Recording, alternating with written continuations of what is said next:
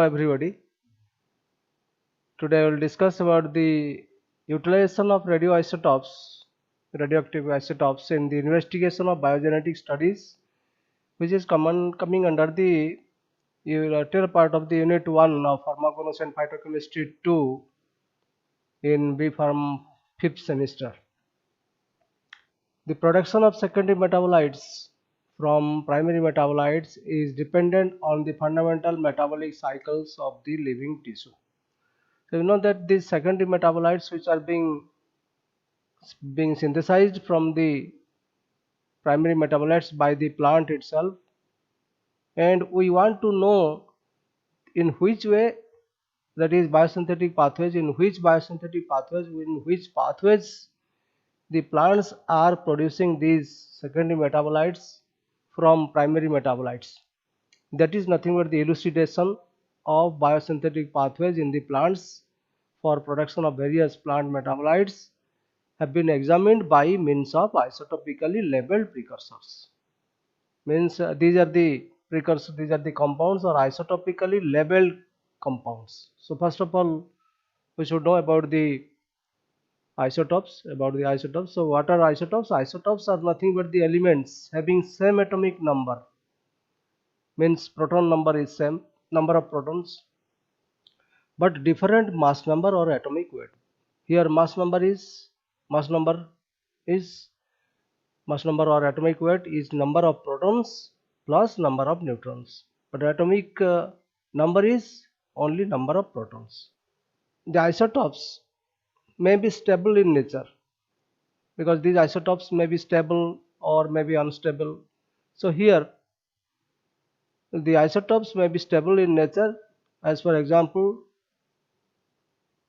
H2, that is hydrogen 2, 13 carbon, 15 nitrogen, 18 oxygen, or they may be unstable. Means here you see they may be stable or unstable. They may be unstable like 14C, 3 hydrogen. They decay with emission of radiation. Means when they will emit their radiation, they will be decomposed or they will decay. By the use of radioactive isotopes like carbon 14C and hydrogen 3H, that is tritium, and to a lesser extent sulfur 36 sulfur and phosphorus 32 phosphorus, it is possible to understand various biosynthetic pathways. So these are the radioactive isotopes by which with the help of these radioactive isotopes we can understand the various biosynthetic pathways. A labeled nitrogen atom may give more specific information about the biosynthesis of alkaloids. Means here it is specified that a labeled precursor as for example nitrogen, labeled nitrogen atom may give more specific information about the biosynthesis of alkaloids, proteins and amino acids. These are this nitrogen, labeled nitrogen is specific for the study of the biosynthesis of alkaloids, proteins and amino acids. A number of radioisotopes of the common stable elements are found in nature. You see, in nature there are various number of or various radioisotopes are available or they are found in nature, or these isotopes can be artificially produced. They can be artificially, when they are not sufficient in nature, they can be artificially produced through use of nuclear reactors and acceleration facilities. Many radioactive isotopes are commercially also available, like tritium 3H, carbon 14C, sulfur 35S, phosphorus 32P, iodine 131, iodine, cobalt 60. So tritium is the only radioactive isotopes of hydrogen found in trace amount in nature.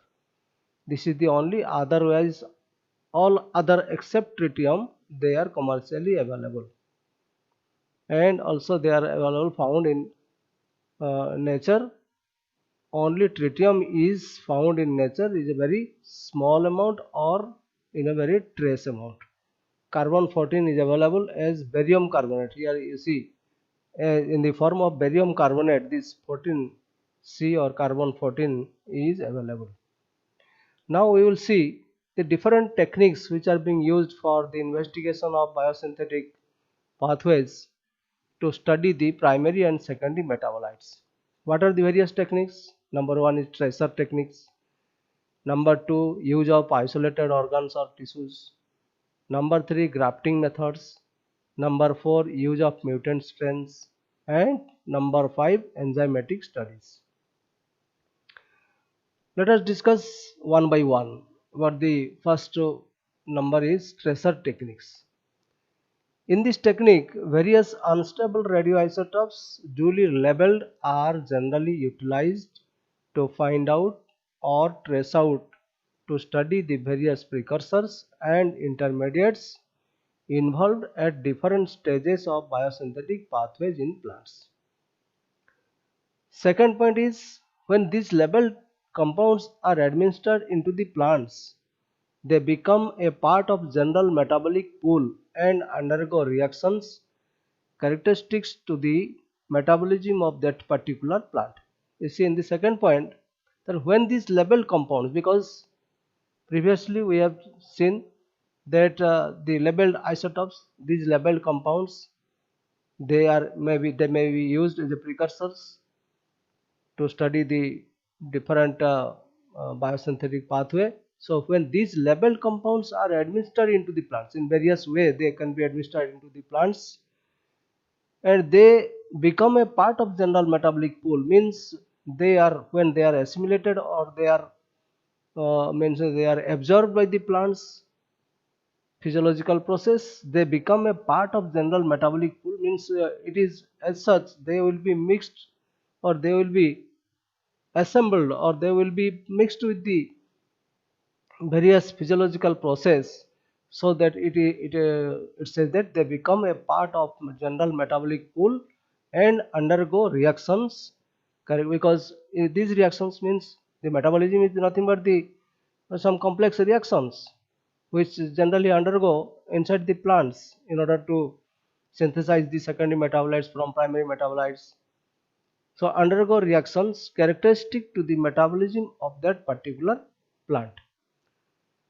So what are the trace element, different trace element for different studies? Because it is already established that different trace elements, what are the trace element, different trace elements which are required for different studies. Number one, for studies on protein, alkaloids and amino acids, nitrogen atom gives more specific. This already this point it has been discussed in the earlier step or earlier slide. We have already discussed that nitrogen atom gives more specific information, and this nitrogen atom is specifically it is used for the studies of protein, alkaloids and amino acids. Second point is for studies on glycosidic linkage, because you know that glycosidic linkage, various glycosidic linkages are there, like or oxygen, nitrogen, sulfur and carbon atom. So these oxygen, nitrogen, sulfur and carbon atom are necessary for studies on glycosidic linkage.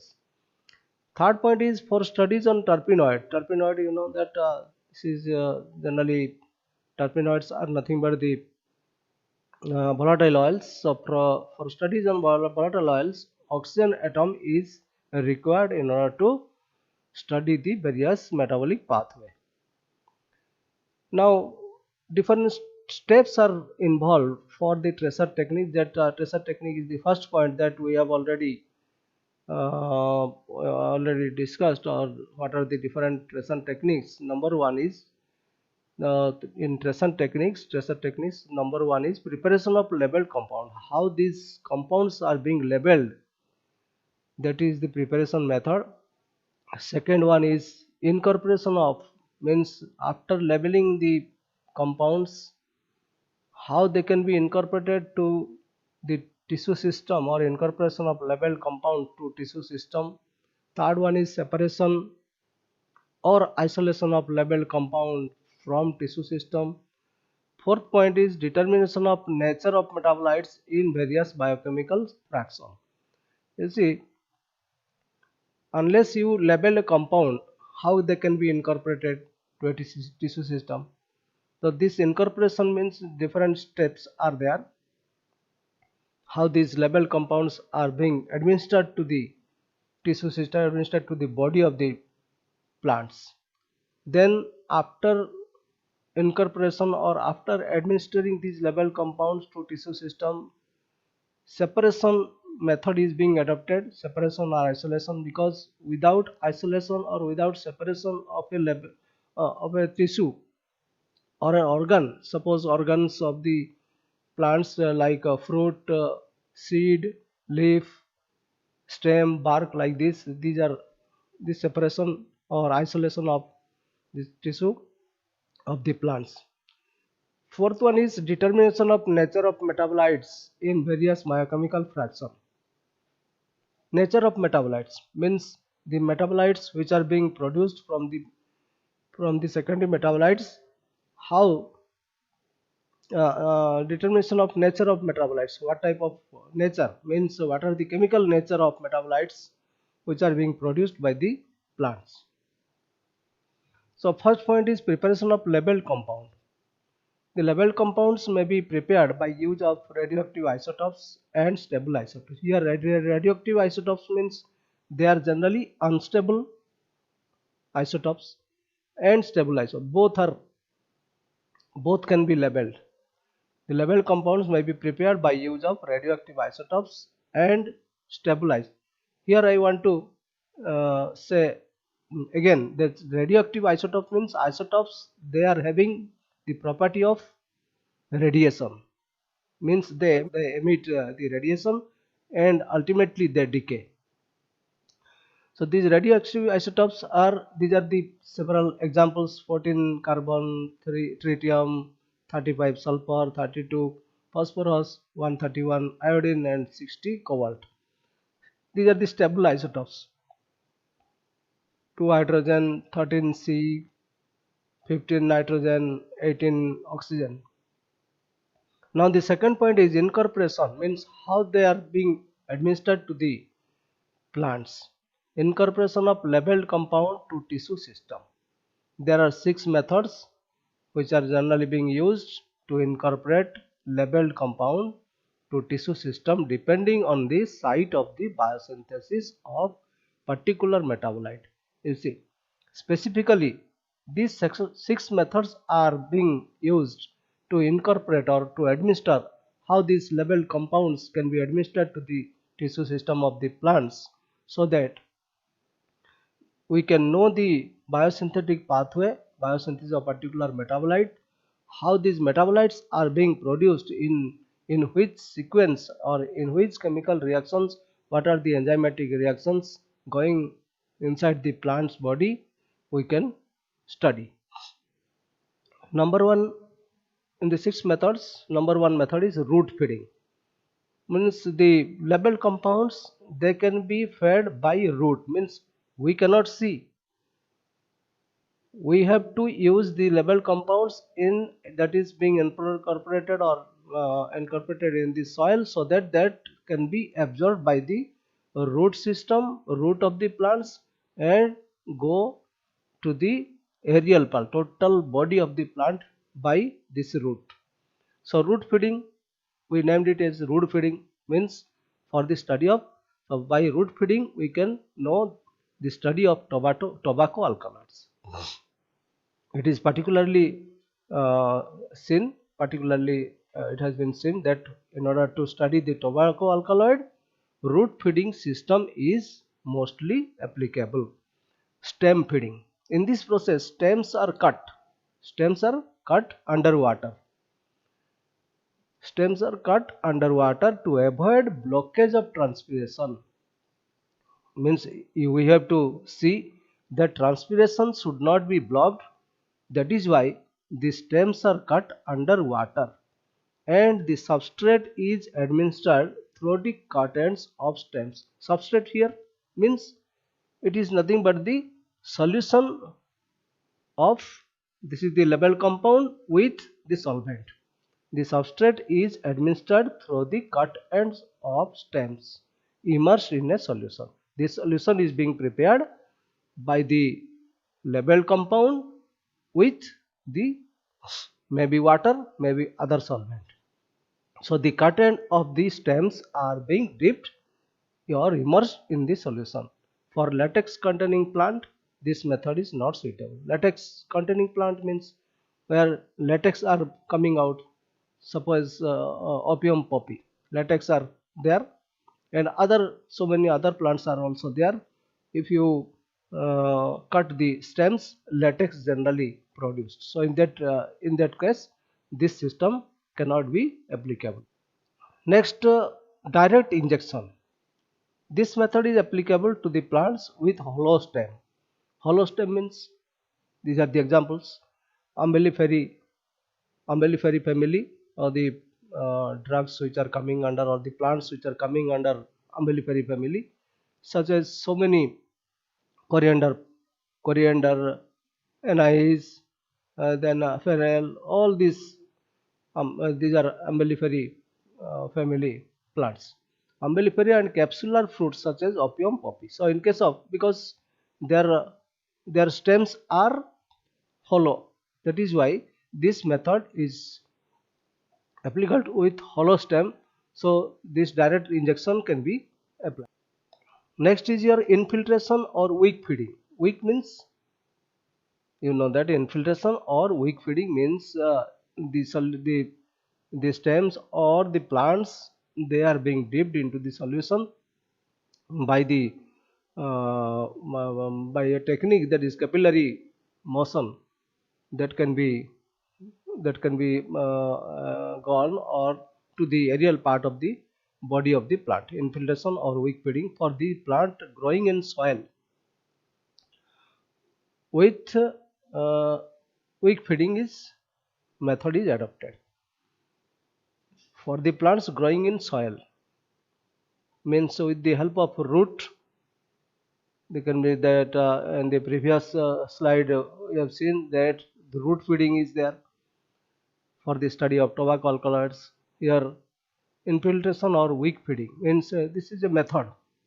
This is a method or this is a mechanism that by the weak process or by the capillary action or capillary motion in the labeled solution or the labeled compound solution, there can be goes inside the plants. The strands of cotton are treated through the plant stem and the ends are immersed in a solution which gets infiltrated through the wick.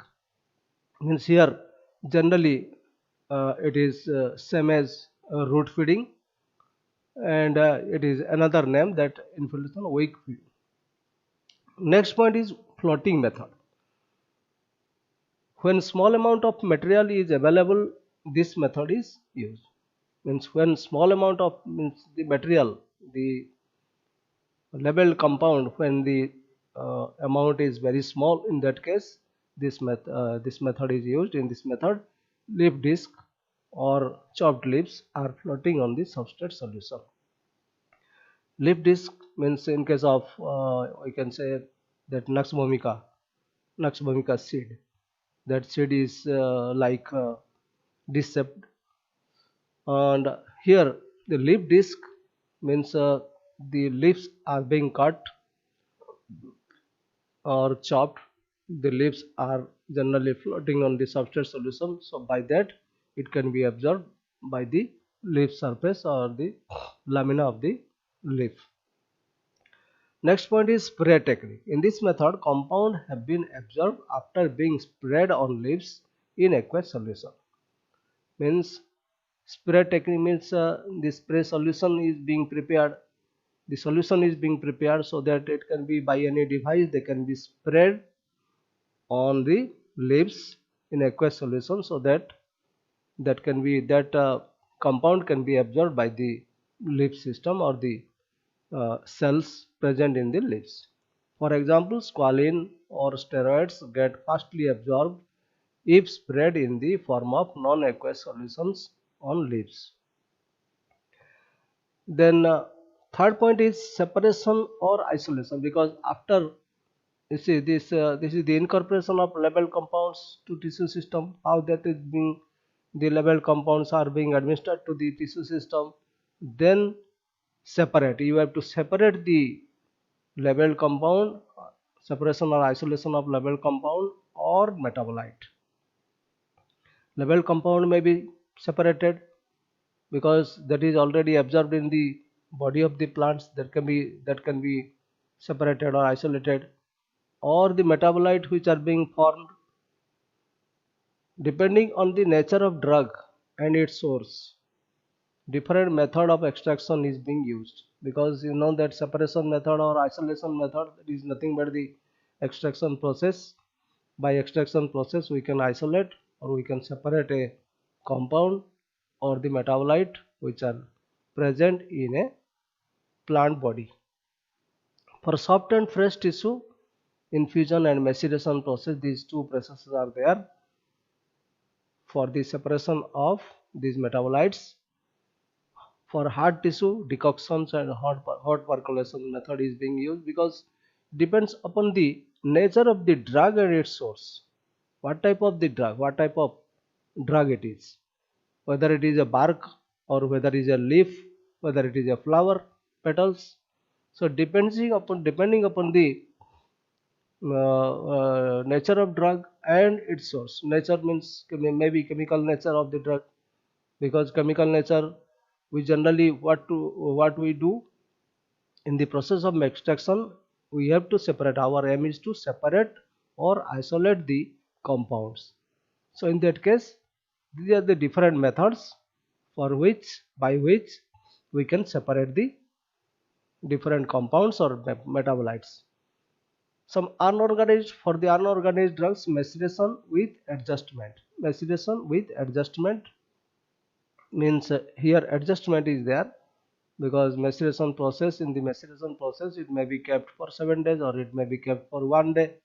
It may be aqueous method, aqueous solution, or it may be extraction with certain organic solvents.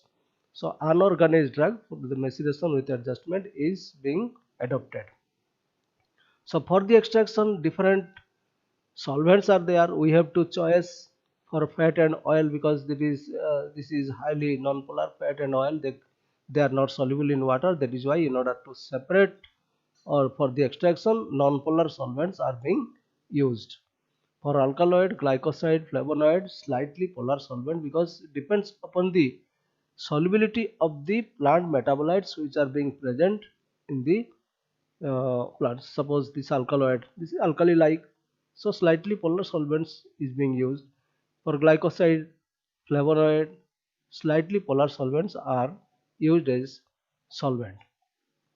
For plant phenol, polar solvent, means this is more soluble in polar solvent. That is why this is the choice for solvent plant for plant phenol. Then other separation techniques are there, like fractional crystallization, partition chromatography, column chromatography. They are also used as separation technique. Next is your determination of nature of metabolites in various biochemical fractions.